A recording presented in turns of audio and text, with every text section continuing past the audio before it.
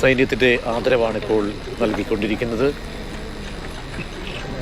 പൂർണ്ണാർത്ഥത്തിൽ ഒരു സൈനികന് നൽകേണ്ട ആദരവ് നൽകിക്കൊണ്ടാണ് യാത്രയയപ്പ് ധീരജവാന് നൽകിക്കൊണ്ടിരിക്കുന്നത്.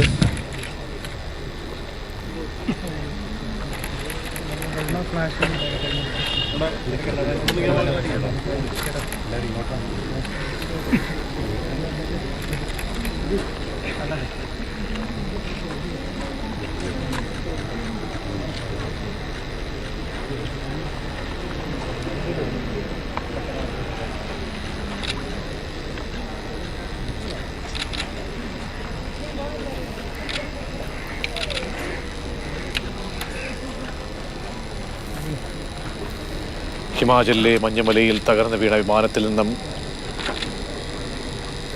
ലഭ്യമായിട്ടുള്ള ശേഷിപ്പുകൾ അതാണ് തോമസ് ചെറിയാൻ്റെ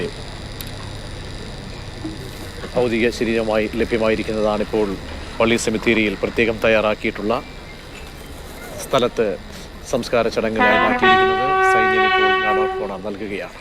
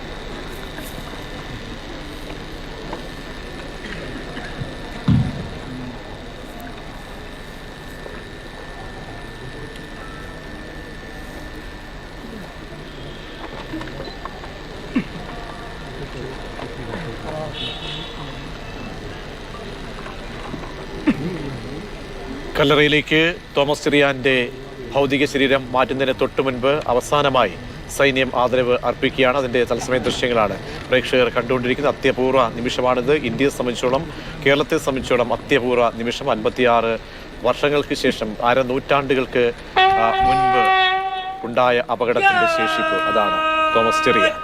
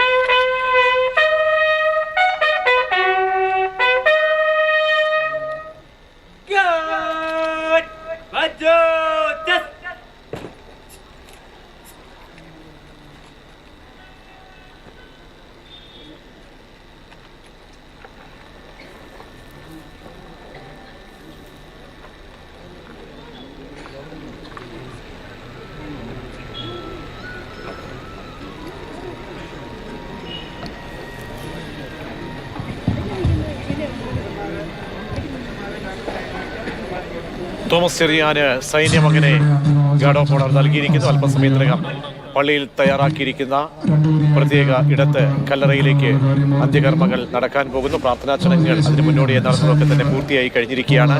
അരനൂറ്റാണ്ടിന് ശേഷം 56 വർഷങ്ങൾക്ക് ശേഷമാണ് 1968 റോഹ്താങ് മലനിരകൾക്ക് ഇടയിൽ 102 സൈനികരുമായി പോയ വാഹനം വിമാനം ഹെലികോപ്റ്റർ തകർന്ന് വീഴുന്നത്. അതിലാണ് മലയാളിയായിട്ടുള്ള തോമസ് കെ തോമസ് ചെറിയാനും ഉണ്ടായിരുന്നത്. തോമസ് ചെറിയാന്റെ മൃതശരീരം അങ്ങനെ വിമാനം തകർന്നു വീണ നാൾ മുതൽ തുടരുന്ന പര്യവേഷണങ്ങൾക്കൊക്കെ ഒടുവിൽ എത്രയോ നാളുകൾക്ക് ശേഷം കഴിഞ്ഞ തിങ്കളാഴ്ചയാണ് തോമസ് ചെറിയാൻ ഉൾപ്പെടെ 4 പേരുടെ മൃതദേഹങ്ങൾ അങ്ങനെ കണ്ടെടുക്കാൻ കഴിഞ്ഞത്.